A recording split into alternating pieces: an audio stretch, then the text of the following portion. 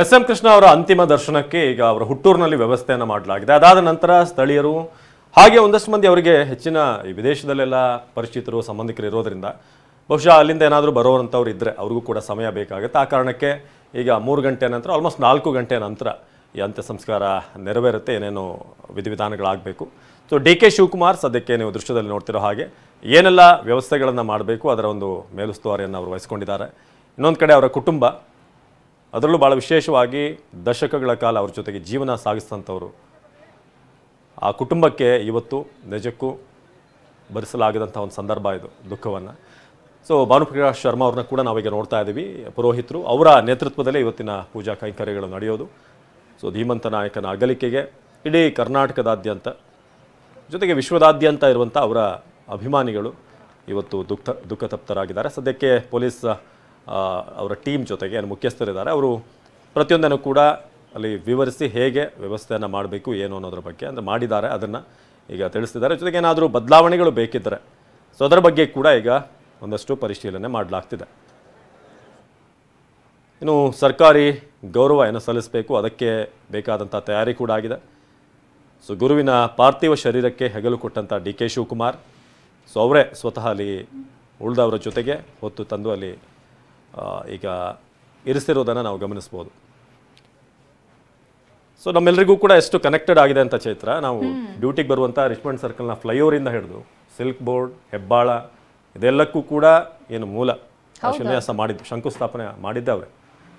So ಅಲ್ಲಿಂದ ಇಲ್ಲಿವರೆಗೂ ಕೂಡ ನಾವು ನೋಡ್ತಿರೋ ಹಾಗೆ ಪ್ರತಿಯೊಂದು ಅವರು ಕೊಟ್ಟಂಥ ಕೊಡುಗೆ, ಬಿಸಿ ಊಟ ಇರ್ಬೋದು, ಯಶಸ್ವಿನಿ ಯೋಜನೆ ಬಗ್ಗೆ ನೆನ್ನೆ ಡಾಕ್ಟರ್ ಹೇಳ್ತಾ ಇದ್ರು, ಬಡವರಿಗೆ ಹೆಲ್ಪ್ ಆಗುವಂಥ ಯೋಜನೆ ಏನಿದೆ ಸೊ ಅದು ಕೂಡ ಎಸ್.ಎಂ. ಕೃಷ್ಣ ಅವರ ಕನಸು. ಸೊ ಅಲ್ಲಿಂದ ಇಲ್ಲಿವರೆಗೆ ಪ್ರತಿಯೊಂದು ನಮ್ಮ ಜೀವನದ ಹೆಜ್ಜೆಯಲ್ಲಿ ಅವರ ಆ ಕೊಡುಗೆ ಯಾವತ್ತೂ ಕೂಡ ನೆನಪಿನಲ್ಲಿ ಉಳಿಯುತ್ತೆ.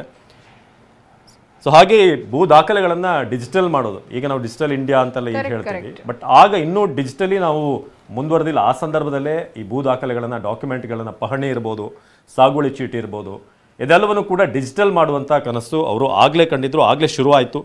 ಹಾಗೆ ಶಾಲಾ ಮಕ್ಕಳಿಗೆ ಬಿಸಿ ಊಟ, ನಾವೆಲ್ಲ ಶಾಲೆಗೆ ಹೋಗಬೇಕಾದ್ರೆ ಬಿಸಿ ಊಟ ಅನ್ನೋ ಕಾನ್ಸೆಪ್ಟ್ ಬರ್ತಾ ಇತ್ತು, ಏನಿದು ಬಿಸಿ ಊಟ, ಏನು ಕೊಡ್ತಾರೆ ಅಂತ. ಸೊ ಅದು ಶುರುವಾಗಿದ್ದೆ ಅಲ್ಲಿಂದ, ಬಿಸಿ ಊಟ. ಹಾಗೆ ವಿಕಾಸಸೌಧ, ನೆನ್ನೆ ಡಿ.ಕೆ. ಶಿವಕುಮಾರ್ ಹೇಳ್ತಿದ್ರು ಜನರ ವಿಕಾಸ ಆಗಬೇಕು, ಸೊ ಅದಕ್ಕೆ ಅವರು ವಿಕಾಸಸೌಧವನ್ನು ಅಲ್ಲಿ ನಿರ್ಮಾಣಕ್ಕೆ ಶಂಕುಸ್ಥಾಪನೆ ಆಗಿದ್ದೆ ಅವರ ಕಾಲದಲ್ಲಿ. ಹಾಗೆ ಅಂತಾರಾಷ್ಟ್ರೀಯ ವಿಮಾನ ನಿಲ್ದಾಣ ಬರಬೇಕು ಅನ್ನೋದು ಭಾಳಷ್ಟು ಮಂದಿಯ ಕನಸಾಗಿತ್ತು, ಅದಕ್ಕೆ ಮೊದಲ ಹೆಜ್ಜೆ ಇಟ್ಟಂಥವರೇ ಎಸ್.ಎಂ. ಕೃಷ್ಣ. ಸೊ ಇದೀಗ ಡಿ.ಕೆ. ಶಿವಕುಮಾರ್ ಅವರು ಹೆಗಲು ಕೊಟ್ಟಂಥ ಸಂದರ್ಭ, ತಮ್ಮ ರಾಜಕೀಯ ಗುರು ಎಸ್.ಎಂ. ಕೃಷ್ಣ ಅವರ ಪಾರ್ಥಿವ ಶರೀರ ಆ ಬಾಕ್ಸ್ ಏನಿದೆ ಅದಕ್ಕೆ ಹೆಗಲು ಕೊಡೋ ಮೂಲಕ ಡಿ.ಕೆ. ಶಿವಕುಮಾರ್ ಹುಟ್ಟೂರಿಗೆ ಅಲ್ಲಿಂದ ಆ ವ್ಯಾನ್ನಿಂದ ಶಿಫ್ಟ್ ಮಾಡಲಾಯಿತು. ಸೊ ಆಗ ಸ್ವತಃ ಡಿ.ಕೆ. ಶಿವಕುಮಾರ್ ಅವರೇ ಹೆಗಲು ಕೊಟ್ಟರು. ನೋಡಿ ಈಗ ದೃಶ್ಯದಲ್ಲಿ ನೋಡ್ತಿರೋ ಹಾಗೆ ಅವರೇ ಬಂದು ಅಲ್ಲಿ ಹೆಗಲು ಕೊಟ್ಟಂಥ ದೃಶ್ಯ ಮುಂಭಾಗದಲ್ಲಿ ಅವರಿದ್ದಾರೆ.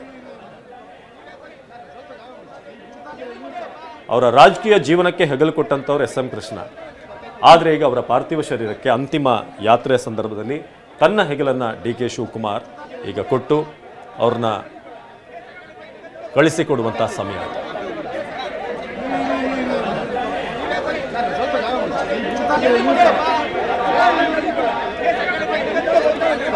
ಎಸ್.ಎಂ. ಕೃಷ್ಣ ಅವರ ಹುಟ್ಟೂರಿನಲ್ಲಿ ಅಂತ್ಯಕ್ರಿಯೆಗೆ ಎಲ್ಲ ರೀತಿಯಾದಂಥ ಸಿದ್ಧತೆಗಳಾಗ್ತಾ ಇದೆ. ಅದರ ಜೊತೆಗೆ ಆಗಲೇ ದಾರಿಯುದ್ದಕ್ಕೂ ಜನ ಸೇರಿ ತಮ್ಮ ಅಂತಿಮ ನಮನವನ್ನು ಕೂಡ ಸಲ್ಲಿಸ್ತಾ ಇದ್ರು. ಇದಾಗಲೇ ಹುಟ್ಟೂರು ಸೇರಿರುವಂತಹ ಪಾರ್ಥಿವ ಬೇಕಿರುವಂಥ ಸಿದ್ಧತೆಗಳಿದಾಗಲೇ ಆಗಿದೆ. ಅಂತ್ಯಕ್ರಿಯೆಗೆ ಕೊನೆಯ ಕ್ಷಣದ ಕೆಲವು ಸಿದ್ಧತೆಗಳು ಜೊತೆಗೆ ಪೂಜಾ ವಿಧಿವಿಧಾನಗಳು ನಡೀತಾ ಇದೆ.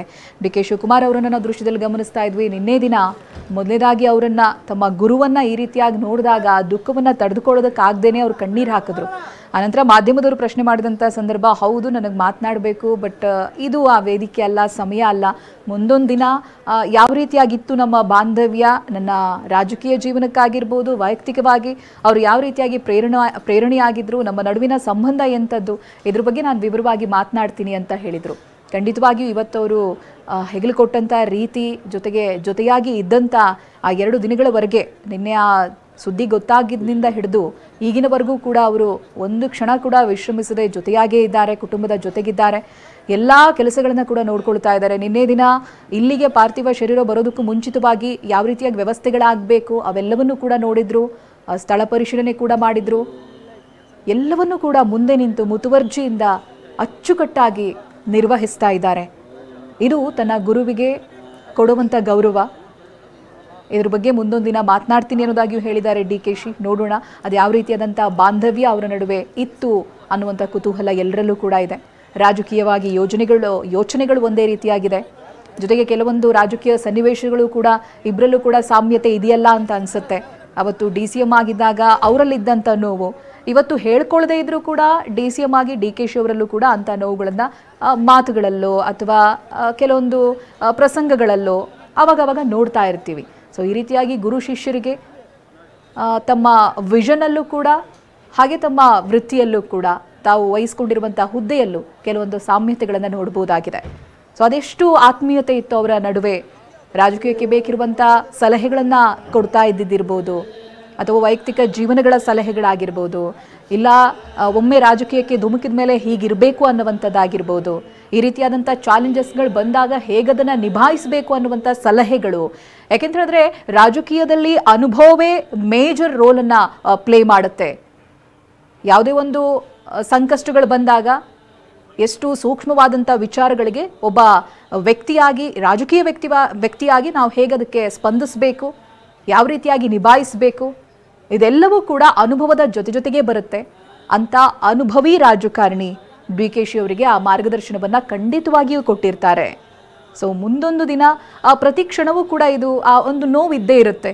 ಯಾವುದಾದ್ರೂ ಒಂದು ಚಾಲೆಂಜಸ್ ಬಂದಾಗ ಬಹುಶಃ SM ಕೃಷ್ಣ ಅವರು ಇದ್ದಿದ್ರೆ, ನನ್ನ ಗುರುಗಳಿದ್ದಿದ್ರೆ ಈ ರೀತಿಯಾಗಿ ಮಾರ್ಗದರ್ಶನ ಕೊಡ್ತಾ ಇದ್ರು, ಹೇಗೆ ನಿಭಾಯಿಸಬೇಕು ಅನ್ನೋದಾಗಿ ಹೇಳ್ಕೊಡ್ತಾ ಇದ್ರು. ಅವರ ಅನುಭವದ ಬುತ್ತಿಯಿಂದ ನಾನೇನನ್ನೋ ಕಲಿಬಹುದಾಗಿತ್ತು. ಈ ನೋವು ಖಂಡಿತವಾಗಿಯೂ ಶಿಷ್ಯನಾಗಿ DKಶಿ ಅವರಿಗೆ ಕಾಡುತ್ತೆ.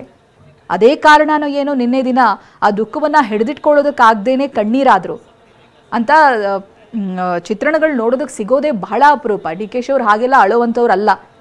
ನಿನ್ನೆ ಕೂಡ ಹೇಳಿದ್ವಿ, ಅಬ್ಬರದ ಭಾಷಣ, ವೇದಿಕೆಯ ಮೇಲೆ ನಿಂತು ಗರ್ಜಿಸೋದು, ಇವುಗಳನ್ನು ಮಾತ್ರನೇ ನಾವು ನೋಡಿರ್ತೀವಿ. ದುಃಖ ತಡೆಯೋದಕ್ಕಾಗ್ದೇನೆ ಕಣ್ಣೀರು ಹಾಕಿರೋದನ್ನು ನೋಡಿರೋದು ಬಹಳ ಕಮ್ಮಿ. ಅಂಥ ವ್ಯಕ್ತಿಯೇ ನಿನ್ನೆ ದಿನ ಭಾವುಕರಾದರು. ಇವತ್ತು ಎಲ್ಲ ಕೆಲಸಗಳನ್ನು ಅವರೇ ಮುಂದೆ ನಿಂತು ನಿರ್ವಹಿಸ್ತಾ ಇದ್ದಾರೆ.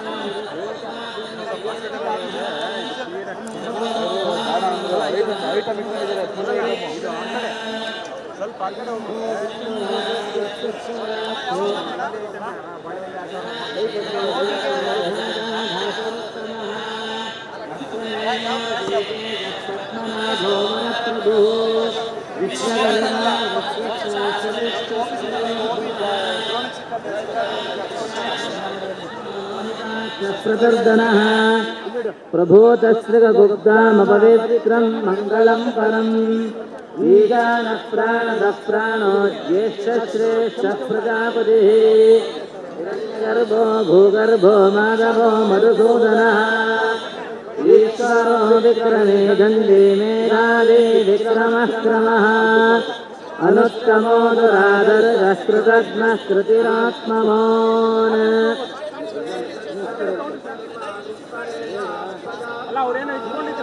अहत् संवत्सरो